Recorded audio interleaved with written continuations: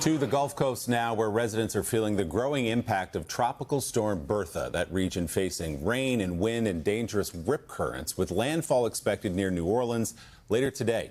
NBC's George Solis is there for us. George, good morning.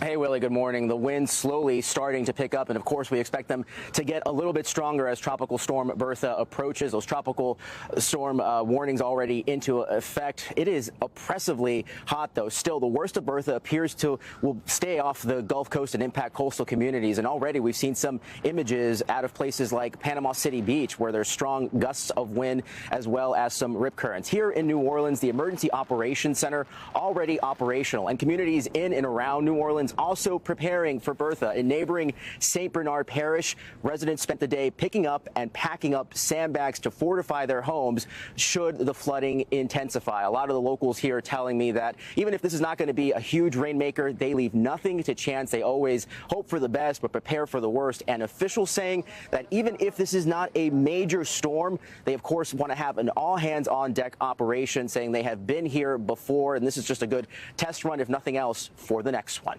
Willie. All right, George Solis in New Orleans. George, thank you. All right, let's bring in Dylan, who's in for Al this morning. Good morning. Good morning, guys. Let's get to all of it, starting with the Tropical Storm Bertha. The majority of the rain is out over the water. You could see it there, but we are still going to see some wind gusts. Right now, sustained winds are at about 50 miles per hour, and the track of this storm will bring it into southeastern Louisiana today. By this afternoon, we'll already see landfall, and then it will continue to move basically just westward as we go through the next couple of days. Now, since most of the rain is out over the water, that's going to be not our major concern. Instead, the winds, they will gust up to about 50 to 60 miles per hour. So a very gusty type of day, a windswept rain once the rain does move in. But the majority of it will be in extreme southern Louisiana, where we could end up with about 4 inches of rain. Also, that storm surge could produce about 2 to 4 feet of additional water on top of the typical high tide. So that could lead to some coastal flooding. Now to those storms. Yesterday, all that severe weather was brought on by this cold front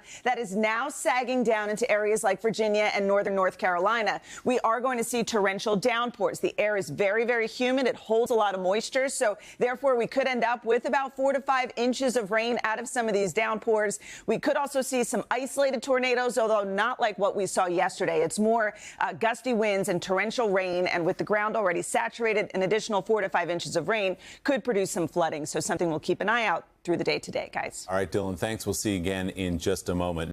Hey, thanks for watching. And don't forget, you can catch the Today Show every morning on NBC or take Today when you're on the go. Just follow the Today podcast on Apple Podcasts, Spotify, or wherever you listen.